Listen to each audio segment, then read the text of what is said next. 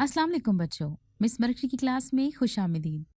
क्या आप जानते हैं मरकरी इंसानों और दूसरे मैमल्स के लिए बहुत जहरीला जाना जाता है। अगर कोई शख्स मुसलसल इससे कांटेक्ट में रहे तो ये बहुत मोहलिक साबित होता है। मरकरी मोहलिक असर करता है स्किन के राब्ते से, हवा के जरिए और ऐसा खाना खाने से जिसमें मरकरी का असर हो। आइए चलते हैं क्लासरूम की जानिब। आइए पढ़ते हैं आज का टॉपिक। आज हम केमिस्ट्री क्लास 9 के चैप्टर नंबर 1 में chemical species and gram atomic molecular and formula maths के बारे में पढ़ेंगे। इस टॉपिक को पढ़ने के बाद स्टूडेंट्स इस काबिल होंगे कि एटम्स और आइंस में फ़र्क कर सकें, मॉलिक्यूल्स और मॉलिक्यूलर आइंस में फ़र्क कर सकें, आइंस और आज़ाद रेडिकल में फ़र्क कर सकें, दी गई अशिया में मौजूद केमिकल की अनवाह अक़साम की दर्जाबंदी कर सकें, gram atomic mass, gram molecular mass, gram formula mass और मोल में ताल्लुक जान सकें। आइए पढ़ते हैं आइंस, मॉलिक्यूलर आइंस और फ्री रेडिकल्स के बारे में। केमिकल अनवा, केमिकल स्पीशीज, आइंस, केटाइंस और एनाइंस, मॉलिक्यूलर आइंस और फ्री रेडिकल्स। एटम या एटम्स का ऐसा मजमूआ जिस पर पॉजिटिव या नेगेटिव चार्ज हो आयन कहलाता है। इस लिहाज से आइंस की दो किस्में हैं। एटम या एटमों का ऐसा मजमूआ जिस पर पॉजिटिव चार्ज हो केटाइन कहलाता है। केटाइंस उस वक्त बनते हैं जब किसी एटम के सबसे बैरूनी शेल में से कुछ इलेक्ट्रॉन्स निकल जाएं। मिसाल के तौर पर सोडियम और पोटेशियम बिलतरतीब सोडियम और पोटेशियम के केटाइंस हैं। मिसाल के तौर पर Na पॉजिटिव और K पॉजिटिव बिलतरतीब सोडियम और पोटेशियम के केटाइंस हैं। यानी ये सोडियम और पोटेशियम के एटम्स के बैरूनी शेल में से एक एक इलेक्ट्रॉन के निकलने से वजूद में आते हैं। झेल की मसावातों से जाहिर होता है कि किस तरह एटम से इनके केटाइंस बनते हैं। Atom hydrogen, cations H positive plus 1 electron negative. Atom sodium, cations Na positive plus 1 electron negative. Atoms calcium, cations Ca plus 2 electron negative. एक एटम्स या एटम्स का ऐसा मजमूआ जिस पर नेगेटिव चार्ज हो एनाइन कहलाता है। एनाइन उस वक्त वजूद में आता है जब किसी एटम के बैरूनी शेल में एक या एक से ज़्यादा इलेक्ट्रॉन्स शामिल हो जाएं। मिसाल के तौर पर Cl नेगेटिव और O2 नेगेटिव दो एनॉइंस हैं जो कि क्लोरीन के एटम में एक इलेक्ट्रॉन के इजाफे से और ऑक्सीजन के एटम में 2 इलेक्ट्रॉन्स के इजाफे से वजूद में आते हैं। झेल की मसावातों से जाहिर होता है कि किस तरह किस एटम में इलेक्ट्रॉन्स का इजाफा हो तो वो एनाइन बन जाता है। Atoms chlorine plus 1 electron it gives A9 Cl negative. Atom O plus 2 electrons it gives A9 O minus 2। Atoms और आइंस के दरमियान फ़र्क। एटम ये किसी एलिमेंट का सबसे छोटा पार्टिकल है जबकि आयन ये किसी आयनिक कंपाउंड का सबसे छोटा यूनिट है। एटम आज़ादाना वजूद बरकरार रखता है और बाज़ सूरतों में नहीं रखता, ताहम ये पार्टिकल केमिकल रिएक्शन में हिस्सा ले सकता है। आयन ये आज़ादाना वजूद बरकरार नहीं रख सकता और इसके मुखालिफ चार्ज के हामिल आयन्स इसको घेरे होते हैं। एटम पर मजमूई तौर पर कोई चार्ज नहीं होता, यानी ये इलेक्ट्रिकली न्यूट्रल है, जबकि आयन पॉजिटिव या नेगेटिव चार्ज के हामिल होते हैं। आइए बच्चों एनिमेटेड वीडियो से समझते हैं। इस लेसन में हम सीखेंगे आयंस क्या हैं और ये अपना इलेक्ट्रॉन डोनेट करके या हासिल करके कैसे बनते हैं। इलेक्ट्रॉन पर नेगेटिव चार्ज होता है, लिहाजा इलेक्ट्रॉन डोनेट करने या हासिल करने से पार्टिकल पर चार्जेस आ जाते हैं और इसे आयन कहा जाता है। जब एटम अपना इलेक्ट्रॉन डोनेट करता है तो इस पर पॉजिटिव चार्ज आ जाता है और इस पॉजिटिव चार्ज्ड आयन को हम कैटायन कहते हैं। इसे याद करने का आसान तरीका ये है कि कैट पॉज रखती है और जब कोई एटम इलेक्ट्रॉन हासिल करता है तो इस पे नेगेटिव चार्ज आ जाता है और इनके आयन को एनाइन कहते हैं। चलिए सोडियम की मिसाल लेते हैं। इसका इलेक्ट्रॉनिक स्ट्रक्चर 281 है। इसके वैलेंस शेल में एक इलेक्ट्रॉन होता है। जब सोडियम अपने आउटर शेल से ये इलेक्ट्रॉन डोनेट करता है तो इस पर पॉजिटिव चार्ज आ जाता है। ये चार्ज सुपरस्क्रिप्ट सिंबल लिखते हुए लिखा जाता है। जब हम इसका इलेक्ट्रॉनिक स्ट्रक्चर बनाते हैं तो इसे स्क्वायर ब्रैकेट में बंद कर दिया जाता है और दाएं जानिब ऊपर इसका चार्ज लिखा जाता है। चलिए ऑक्सीजन की मिसाल लेते हैं। इसका इलेक्ट्रॉनिक स्ट्रक्चर 2 और 6 हैं। इसके वैलेंस शेल में 6 इलेक्ट्रॉन्स पाए जाते हैं ऑक्सीजन 2 इलेक्ट्रॉन हासिल करके नेगेटिवली चार्ज हो जाता है। ऑक्साइड का सिंबल लिखते हुए इसका चार्ज लिखना याद रखें जब इसका इलेक्ट्रॉनिक स्ट्रक्चर लिखा जाता है। अगर हम इन दो आयंस के इलेक्ट्रॉनिक स्ट्रक्चर की तरफ देखें तो हम देखेंगे कि इसका आउटर शेल मुकम्मल हो गया है और इनका इलेक्ट्रॉनिक स्ट्रक्चर नोबल गैस जैसा होगा। सोडियम आयन और ऑक्साइड आयन का नियॉन जैसा इलेक्ट्रॉनिक स्ट्रक्चर है। आपको आयंस के बारे में कैसा महसूस हो रहा है? आप अब खुद आयंस बनाने के लिए तैयार हैं? इस वीडियो को पॉज करें और कैल्शियम आयन का इलेक्ट्रॉनिक स्ट्रक्चर बनाएं।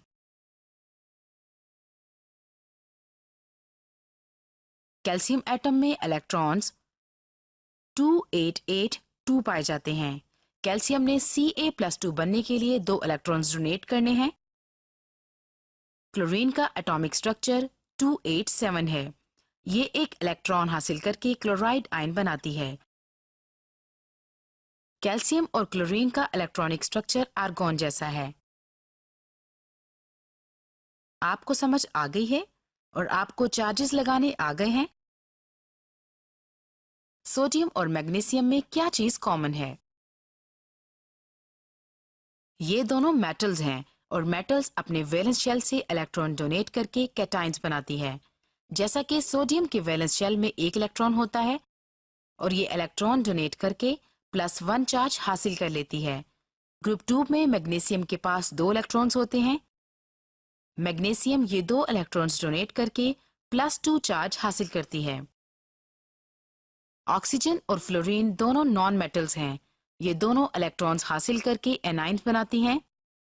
ऑक्सीजन ग्रुप 6 में मौजूद होती है और इसके पास 6 वैलेंस शेल्स इलेक्ट्रॉन्स होते हैं। ऑक्सीजन 2 इलेक्ट्रॉन्स हासिल करके -2 चार्ज के साथ एनाइन बनाती है। फ्लोरीन ग्रुप 7 में मौजूद होती है और इसकी वैलेंस शेल में 7 इलेक्ट्रॉन्स होते हैं और ये एक इलेक्ट्रॉन हासिल करके -1 चार्ज के साथ एनाइन बनाती है। एल्यूमिनियम ग्रुप 3 में मौजूद होती है। इसकी वैलेंस शेल में 3 इलेक्ट्रॉन्स होते हैं। एल्यूमिनियम 3 इलेक्ट्रॉन्स डोनेट करके +5 चार्ज हासिल करती है। लिहाजा नाइट्रोजन 3 इलेक्ट्रॉन्स हासिल करके -3 चार्ज के साथ एनाइन बनाती है। ग्रुप 4 में कार्बन कोवेलेंट बॉन्ड बनाकर साथ रहते हैं।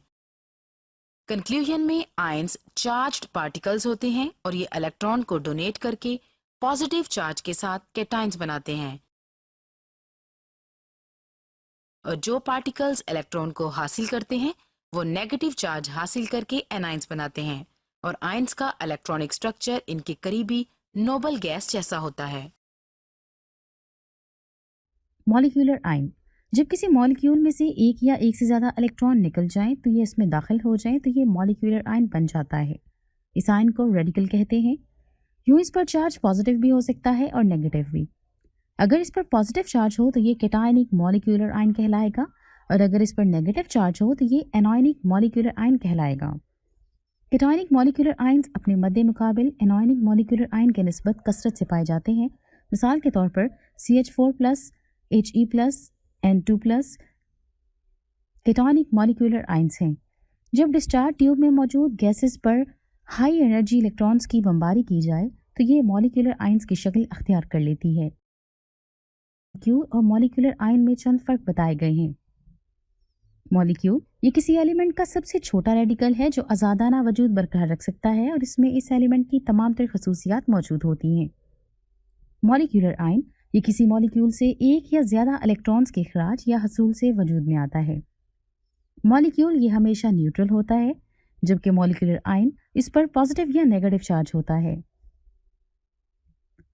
मॉलिक्यूल ये एटम्स के मिलने से वजूद में आता है जबकि मॉलिक्यूलर आयन में ये मॉलिक्यूल्स की आयनाइजेशन से वजूद में आता है। मॉलिक्यूल क़याम पजीर यूनिट है जबकि मॉलिक्यूलर आयन कीमियाई तौर पर रिएक्टिव है। Free radical. फ्री रेडिकल्स ऐसे एटम या एटम्स के मजमूए हैं जिन पर ताक यानी ऑड इलेक्ट्रॉन्स मौजूद होते हैं। इसको जाहिर करने के लिए मुतल्लिका एलिमेंट के सिंबल पर एक नुक्ता डाल दिया जाता है। मिसाल के तौर पर H., Cl. और H3C. फ्री रेडिकल्स हैं। फ्री रेडिकल पैदा करने के लिए दो एटम्स के दरमियान मौजूद इलेक्ट्रॉन्स की हिमोलिटिक मसावियाना तकसीम हो जाती है और ये उस वक्त होता है जब ये एटम एनर्जी या लाइट जज्ब करे। आज़ाद रेडिकल इंतहाई रिएक्टिव होता है क्योंकि इसमें अपने बैरूनी शेल के इलेक्ट्रॉन पूरे करने का बहुत ज़्यादा रुझान पाया जाता है। आयंस और फ्री रेडिकल्स के दरमियान कुछ फर्क बयान किए गए हैं। आयंस ऐसे एटम होते हैं जिन पर चार्ज होता है। फ्री रेडिकल्स ऐसे एटम्स या एटमों का मजमुआ होते हैं जिनके इलेक्ट्रॉन्स तादाद में होते हैं और इन पर कोई चार्ज नहीं होता। आयन ये सोल्यूशन या क्रिस्टल लेटस में रह सकते हैं, जबकि फ्री रेडिकल ये सोल्यूशन में और हवा में रह सकते हैं। आयन रोशनी की मौजूदगी इनके बनने पर कोई असर नहीं रखती, जबकि फ्री रेडिकल में ये रोशनी की मौजूदगी में बन सकते हैं। क्या आप जानते हैं कायनात का बहुत सा हिस्सा प्लाज्मा की शक्ल में पाया जाता है, जो मादे की चौथी हालत है। इसमें दोनों इकसाम के आयन यानी केटायनिक और एनायनिक मॉलिक्यूलर आयन्स पाए जाते हैं। मॉलिक्यूल्स के इकसाम, टाइप्स ऑफ मॉलिक्यूल्स। एक मॉलिक्यूल एटम्स के कीमियाई रिएक्शन से वजूद में आता है। यह किसी मादे का सबसे छोटा यूनिट है। इसमें इस मादे की तमाम तर खसूसियात मौजूद होती हैं और ये आज़ादाना तौर पर अपना वजूद बरकरार रखता है। वहाँ मिलने वाले एटम्स की तादाद और इकसाम के पेश नज़र मॉलिक्यूल्स की बहुत सी मुख्तलिफ अक़साम हैं। यहाँ सिर्फ चंद इकसाम का जिक्र किया जाएगा। सिर्फ एक एटम पर मुश्तमिल मॉलिक्यूल को मोनो एटॉमिक मॉलिक्यूल कहा जाता है। मिसाल के तौर पर नोबल गैसेस जैसे हीलियम, नियॉन और आर्गॉन ये तमाम एटॉमिक शक्ल में अपना आज़ादाना वजूद बरकरार रखती हैं, इसलिए इनके एटम्स को मोनो एटॉमिक मॉलिक्यूल्स कहा जाता है। अगर कोई मॉलिक्यूल दो एटम्स पर मुश्तमिल हो तो वो डायटॉमिक मॉलिक्यूल कहलाता है। मिसाल के तौर पर hydrogen gas H2, oxygen gas O2, chlorine gas Cl2 और हाइड्रोक्लोरिक एसिड HCl। अगर किसी मॉलिक्यूल में 3 एटम हो तो उसे ट्राई एटॉमिक मॉलिक्यूल कहा जाएगा। मिसाल के तौर पर H2O, पानी, कार्बन डाइऑक्साइड CO2। अगर किसी मॉलिक्यूल में बहुत से एटम हो तो उसे पॉली एटॉमिक मॉलिक्यूल कहा जाएगा। मिसाल के तौर पर methane CH4, sulphuric acid H2SO4 और ग्लूकोज C6H12O6। ऐसे मॉलिक्यूल्स जिनमें मौजूद तमाम एटम्स एक ही एलिमेंट के हों उन्हें होमो एटॉमिक मॉलिक्यूल्स कहा जाता है, जैसे hydrogen H2, ozone O3, sulphur S8 और फास्फोरस P4 ऐसे मॉलिक्यूल्स की मिसालें हैं जो एक ही किस्म के एटम से बनती हैं। जब किसी मॉलिक्यूल में मुख्तलिफ एलिमेंट्स के एटम हों तो उसे हेट्रोएटॉमिक मॉलिक्यूल कहा जाता है। मिसाल के तौर पर CO2, H2O, NH3। आइए कुछ सवालों के जवाब सोचते हैं। An atom or group of atoms having positive charge on it is called। जरा सोचिए बच्चों। जी हाँ, cation is the right answer। Next question is, the smallest particle of an ionic compound is? Exactly, ion is the right answer। आइए एक educational game की मदद से देखते हैं।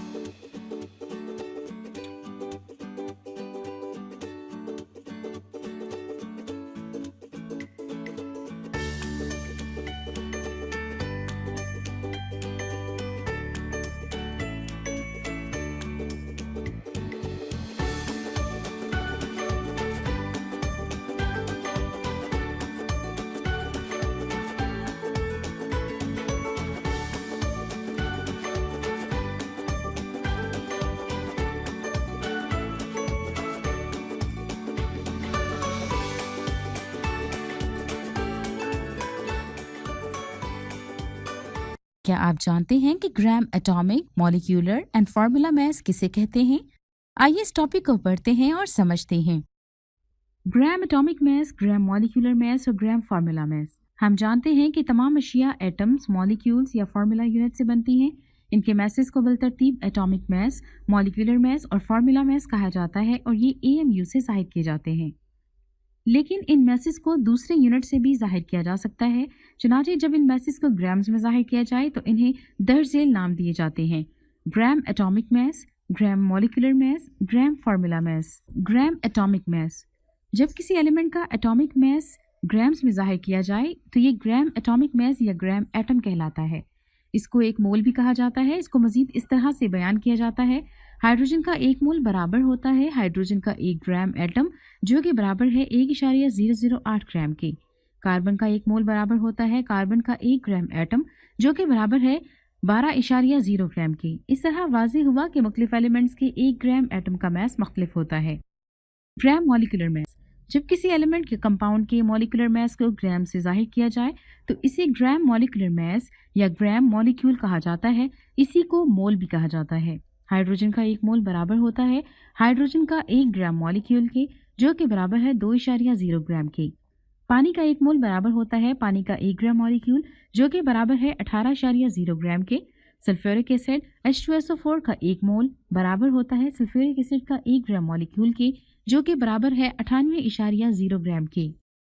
ग्राम फार्मूला मास, जब किसी आयनिक कंपाउंड के फार्मूला मास को ग्राम में जाहिर किया जाए तो इसे ग्राम फार्मूला मास या ग्राम फार्मूला कहा जाता है।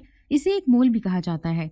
सोडियम क्लोराइड का एक मोल बराबर होता है NaCl सोडियम क्लोराइड का 1 ग्राम फार्मूला के जो कि बराबर है 58.5 ग्राम के।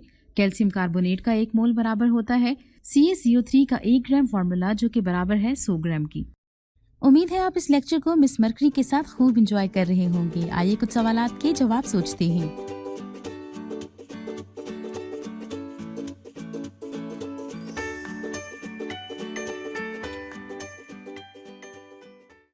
Interesting information. Although oxygen gas is colorless, the liquid and solid forms of oxygen are blue. बच्चों, ग्राम atomic mass, gram molecular mass and gram formula मास से मुतालिक एक वीडियो से समझते हैं। Fundamentals of chemistry. आज हम आपको ग्राम एटॉमिक मास, ग्राम मॉलिक्यूलर मास और ग्राम फार्मूला मास के बारे में बताएंगे। जैसा कि हम जानते हैं कि तमाम अशिया एटम्स मॉलिक्यूल से बनती हैं। इनके मासेस को एटॉमिक मास, मॉलिक्यूलर मास और फार्मूला मास कहा जाता है। एटॉमिक मास क्या है? We will tell you about its history first. John Dalton, Thomas Thomson और जॉन जैकब बेज़ेलियस ने सबसे पहले एटॉमिक मास का कॉन्सेप्ट पेश किया था। Definition of atomic mass. Atomic mass number of protons और नंबर ऑफ न्यूट्रॉन्स का मजमुआ होता है। आप स्क्रीन पर देख सकते हैं कि M एटॉमिक मास को रिप्रेजेंट कर रहा है, A एटॉमिक नंबर को जाहिर करता है और E किसी भी एलिमेंट या सिंबल को रिप्रेजेंट करता है। अब हम एक एग्जाम्पल के ज़रिए आपको एटॉमिक मास का कॉन्सेप्ट क्लियर करेंगे। हीलियम एक एलिमेंट है जिसे हम He से डिनोट करते हैं and the value 2 represents atomic number and from the periodic table 4.003 is the atomic mass of helium. Now we can see atomic mass of carbon from periodic table. अब हम periodic table में decimal value देख सकते हैं जो कि carbon का atomic mass है और ये वैल्यू पीरियोडिक टेबल में AMU में दी जाती है। AMU means atomic mass unit. Atomic mass also known as atomic weight, average atomic mass and relative atomic mass. हम जानते हैं कि एटम का मास इतना कम होता है कि इसे प्रैक्टिकली मालूम करना नामुमकिन है, लेकिन कुछ आलात हमें इस काबिल बनाते हैं कि हम डिफरेंट एलिमेंट्स के एटॉमिक मास की कार्बन 12 के एटॉमिक मास के साथ रेशियो मालूम कर सकते हैं। रिलेटिव एटॉमिक मास की ज़रूरत इसलिए पेश आई क्योंकि कुछ एलिमेंट्स के डिफरेंट आइसोटॉपिक फॉर्म्स होते हैं। How to calculate relative atomic mass. आप स्क्रीन पर क्लोरीन के 2 एटम्स देख सकते हैं, फ्लोरीन 35 एंड फ्लोरीन 37। सबसे पहले हम फ्लोरीन का पीरियोडिक टेबल से एटॉमिक मास देखते हैं। 35.5 is relative atomic mass of chlorine. Suppose आपके पास 100 एटम्स हैं। फ्लोरीन 35 के 75 एटम्स हैं और क्लोरीन 37 के 25 एटम्स हैं। आप इसका टोटल मास इस तरह से फाइंड आउट करते हैं, total mass is equal to mass into number of atoms. Fluorine 35 into 75 atoms of chlorine plus chlorine 37 into 25 atoms of chlorine, which is equal to 3550. So the mass of one atom is equal to total mass divided by number of atoms. 3550 divided by 100, which is equal to 35.5, and this is relative atomic mass. Gram atomic mass definition. जब किसी element का atomic mass grams में ज़ाहिर किया जाए तो ये ग्राम atomic मास कहलाता है। इसे एक मोल भी कहा जाता है। Like 1 atomic mass unit is equal to 1.66 into 10 raised to power minus 24 gram. For example, atomic mass of oxygen is equal to 16 atomic mass unit. Gram atomic mass of oxygen is equal to 16 gram. 1 gram atom of hydrogen is equal to 1.008 gram, which is equal to 1 mole of hydrogen. 1 gram of carbon is equal to 12.011 gram, which is equal to 1 mole of carbon. इस तरह वाज़िया हुआ कि different elements के 1 ग्राम का मास different होता है। What is mole?